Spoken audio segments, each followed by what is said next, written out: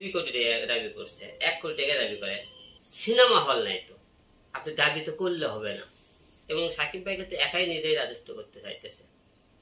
আপনি সাকিব ভাইকে তো কোনো 1 বছরে কোনো প্রযোজক একটা সিনেমাও না দেয়, সাকিব ভাইয়ের পেমেন্ট আবার দেখবেন 40 লাখ 50 লাখে চলে আসবে, 30 লাখে চলে আসবে।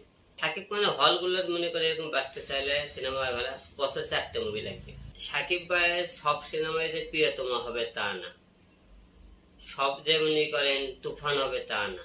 সাকিব ভাইকে সিনেমা বানানোর মতো বাংলাদেশের প্রোডিউসার খুব কমই আছে।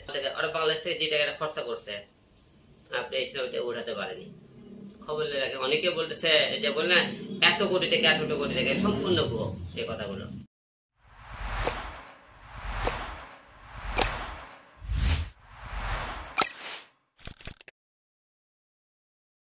তুফান সিনেমা যেদিন রিলিজ করে ঈদের দিন, আমি ঈদের দিনে মুভিটা রাত্রে 9টায় শো দেখি এবং দেখার পরে আপনারা সবাই জানেন তুফান সিনেমার একটা গানও আমি করেছিলাম, গানের নাম হলো দুষ্ট কুকি। সেই গানটা ইতিপূর্বে অনেক ভাইরাল হয়েছে, দর্শক অনেক এই গানটা নিয়ে এনজয় করেছে। তো সে এক কথায় বলতে আমাদের বাংলাদেশে এরকম সিনেমা খুব কমই হয়েছে, যে কোনো লোক ভালোকে ভালো বলতে হবে। তো তুফান সিনেমা আপনারা যারা দেখেছেন সবাই এক করে বলেছে খুব ভালো হয়েছে। তা আমরাও চাই এরকম সিনেমা আরও আসুক, দর্শক হলমুখী হোক, আমাদের চলচ্চিত্র আরও ভালো কাজ করুক, ভালো সিনেমা করুক, এটা আমরা অল টাইম সবকে সাপোর্ট দিই। কোন জিনিসটার নকল নেই, সব জিনিসের নকল আছে। কেউ হয়তো মনে করেন নকল বোঝে, কেউ বোঝে না। যারা নকল নিয়ে ভাবছেন মনে করেন যে কোনো খালি ওইটা কেন কেন, যে কোনো লোকের একটা সিনেমা বাড়াইলে কয় নকল, যে কোনো লোকই বলবেন যে কোনো গল্প। তো এটা মানুষের একটা অভ্যাস হয়ে গেছে এক ধরনের, সিনেমাটা একটু নকল হয়েছে। হয়তো থাকতে পারে একটা সিনেমা 50টা সিকোয়েন্স থাকে, কি 80টা সিকোয়েন্স থাকে একটা সিনেমার, এর মধ্যে 2-3টা সিকোয়েন্স হয়তো নকল হতেই পারে সিনেমার পরিবর্তনের কারণে, সিনেমা আরো ভালো কিছু হওয়ার কারণে। হয়তো বাইরের দেশে এই দৃশ্যটা এইরকম করে করছে, দেখে এটা আমরা মডিফাই করে এর থেকে আরো ভালো কিছু করতে পারে কিনা, সেই ক্ষেত্রে তো পরিবর্তন করে নকল করে যা করছে তার থেকে ভালো করা যায়। আমার মনে হয় নকল বলা যায় না, কারণ তারা যদি এনিমেলে আপনি কেজিএফ এর অ্যাকশনের থেকেও ভালো কোনো দৃশ্য আমাদেরকে উপহার দিতে পারে, তা আমাদের তো আর মনে করেন তাকে সাহস দেওয়া বলা হয় না, ভালো করছে। তো এইটা নিয়ে অনেকের আছে না এক ধরনের মন্তব্য করে সিনেমা নিয়ে, এটা মনে করেন তারা আসলে প্রকৃত সিনেমা প্রেমিক। সিনেমার কালার, অ্যাকশন, তারপরে দিয়ে মনে করেন মেকিং সব মিলে তো মনে করেন আমাদের অবশ্যই বলতে হবে। তো আসলে এটা পরিবর্তন, যে এখনকার পরিচালকরাও কিন্তু পিছিয়ে থাকতে চায় না। বাইরের দেশে ভালো এত সুন্দর মুভি করে, আমরা কেন পারবো না? তারাও কিন্তু নিজেকে ভেঙে মানুষ প্রেজেন্ট করতে চায় যে তোমরা খালি আমাকে বাংলাদেশের লোক বাইরের সিনেমার উপর কেন এত আগ্রহী হবে, আমরা কি হয়েছি, এটাকে তাদেরকে দেওয়ার চেষ্টা করে তারা। সাকিব মানে হলগুলোর মনে করে এরকম বাঁচতে চাইলে সিনেমা হলে বছরে 4টে মুভি লাগবে। একটা সিনেমা ধরেন কোনো হাউসফুল হলে 1 মাস হয়তো খুব ভালো চলবে, আর 2 মাস আমাদের অন্যান্য যারা আর্টিস্টগুলো তাদের সিনেমা সুযোগ করে দিতে হবে। তাহলে মনে করেন বছরে 4টে মুভি হলে হলগুলো যে অনেক টাইমে শুধু ঈদের মধ্যে খালি বন্ধ হলগুলো চালু করা হয়। আর সাকিব ভাইয়ের এইরকম কিছু সিনেমা থাকলে সে হলগুলো বন্ধ হবে না, গ্যাপে মনে করেন আমাদের মতো কিছু লোকের যাদের সিনেমা আছে সিনেমাকে দিয়ে হলগুলোকে তো আরো বড় করে। বাংলাদেশে যে পরিমাণ হল, সেই হিসেবে মনে করেন এত দূর মনে করেন হল থেকে টাকা ব্যাক করা খুবই কম। আর সাকিব ভাইয়ের সব সিনেমায় যে প্রিয়তমা হবে তা না, সব যে মনে করেন তুফান হবে তা না। আপনি হল মালিকদের কাছে খবর নিয়ে আসেন, প্রিয়তমা যা ব্যবসা করেছে রাজকুমার তারা অর্ধেক ব্যবসা করেছে, অনেক হলওয়ালা ধরা খেয়েছে। যেহেতু আমরা সিনেমা আমি 4টে রিলিজ করেছি, হল মালিকের সাথে আমার সাথে যেহেতু যোগাযোগ হয়, কথা হয়, হাই হ্যালো হয়, সেই হিসেবে আমি বলবো যে সাকিব ভাইকে সিনেমা বানানোর মতো বাংলাদেশের প্রোডিউসার খুব কমই আছে এই মুহূর্তে সিনেমার ইন্ডাস্ট্রির বাজার।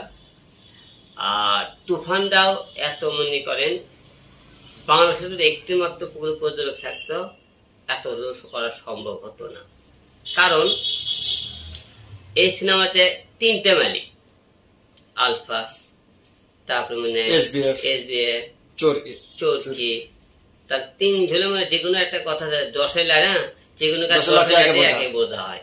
তাই যেহেতু 10 জন মিলে কাজটা অবশ্যই তারা আমাকে ভালো কিছু করার চিন্তা ভাবনা করেছে। কারণ বাংলাদেশের যারা প্রযোজক আছে তারা জানে যে এত কোটি টাকা আমরা ইনভেস্ট করে আনতে পারবো না। তখন তারা 3টে কোম্পানির যোগ হয়ে সিনেমার সারা ওয়ার্ল্ড থেকে, ওরা বাংলাদেশ থেকে যে টাকাটা খরচা করছে আপনি এই সিনেমাতে উঠাতে পারেনি। খবর রাখে অনেকে বলতেছে যে বললেন এত কোটি টাকা সম্পূর্ণ ভুয়ো এই কথাগুলো। কারণ আমি যখন বক্স অফিসে দেয় খবর নিয়েছি, হল এলাকাতে বলছি, আমি শুনলাম যে এত কোটি টাকার কথা কেউ বলছে, এত কোটি টাকা। তা আমাকে এখন করতে হলে আপনি হলে সেল কত, তাদের সেল হিসেবে আমি হিসেব করে দেখছি কত টাকা বাংলাদেশের থেকে পেয়েছে তারা। অর্থাৎ সিঙ্গেল স্ক্রিনের থেকে সিনেপ্লেক্স থেকে হয়তো একটু বেশি পেয়ে সবাই জানে। সেই হিসেবে পারিশ্রমিক মনে করেন সাকিব ভাইয়ের দেখতেছে তার এখন সিনেমা খুব সুপার টুপার হিট হয়, আমাকে হলে নিয়ে তার দরকার, হল মালিক দরকার, প্রযোজক দরকার, সেই হিসেবে তার আপনার সে কিন্তু রাখতেই পারে। আবার দেখেন যদি মনে করেন 2 কোটি টাকা দাবি করছে, 1 কোটি টাকা দাবি করে, আপনি সাকিব ভাইকে কোনো 1 বছরে কোনো প্রযোজক একটা সিনেমাও না দেয়, সাকিব ভাইয়ের পেমেন্ট আবার দেখবেন 40 লাখ 50 লাখ চলে আসবে, 30 লাখ চলে আসবে। সে 2 কোটি টাকা দাবি করেছে, একটা বছর যদি কোনো প্রযোজক তাক নাকি 2 বছর ছবি না বানায়, সে আবার এই জায়গায় চলে আসবে। কারণ সিনেমা হল নাই, তো আপনি দাবি তো করলে হবে না। কিন্তু তার সেই অনুযায়ী মনে করেন সব ছবি তো পেয়ে তোমার মনে করলে আপনি টাকা চাইলে হবে না। আপনি প্রকৃত যদি সিনেমাকে ভালোবাসেন, হল মালিককে বাঁচাতে চান, প্রযোজককে বাঁচাতে চান, তাহলে সে অবশ্যই সাকিব ভাইয়ের তো আল্লাহ অনেক দিয়েছে, বাকি তো আর বেশি দিন নাই, আগে নয় 5টা বছর দাবিতে এভাবে করলো।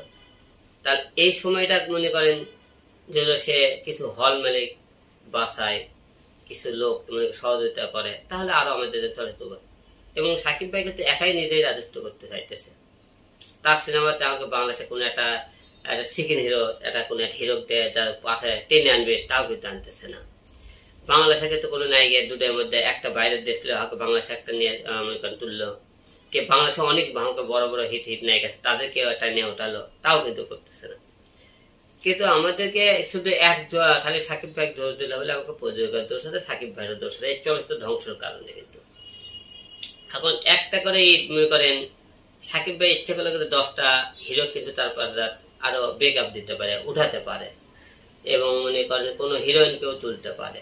কিন্তু সেই সুযোগটা সাকিব ভাই এখন যে তার সে দেখিচ্ছে আমি বর্তমানে একটা জায়গাতে আছি, সে তার মুখে দেবে তার স্বার্থটাই ভাবে, তাহলে চলচ্চিত্র মনে করেন অনেকে মনে করছে সাকিব ভাই সিনেমা যে চলচ্চিত্র বাঁচে থাকবে না, ধ্বংস হবে। কারণ সাকিব ভাইয়ের যে সিনেমার যে কোয়ালিটি বা যে স্টার সিনেমা করতে চাইতেছে এই প্রযোজক বাংলাদেশে তার নাই। তাহলে এই সিনেমাটা মনে করেন হলে যে হল কিভাবে বাঁচবে, চলচ্চিত্র কি বাঁচতে হবে, ঠিক না? এই জিনিসগুলো আমাদের খালি চাইলেও হবে না। আমাদেরকে চলচ্চিত্রকে ভালোবাসলে, প্রযোজককে ভালোবাসলে, হল মালিককে ভালোবাসলে একটা সময় মনে করেন এমন একটা পয়েন্ট করতে হবে যাতে সবাই তাকে নিয়ে সিনেমা বানাতে পারে, বছরে আমরা 4টে সিনেমা তার থেকে পেতে পারি।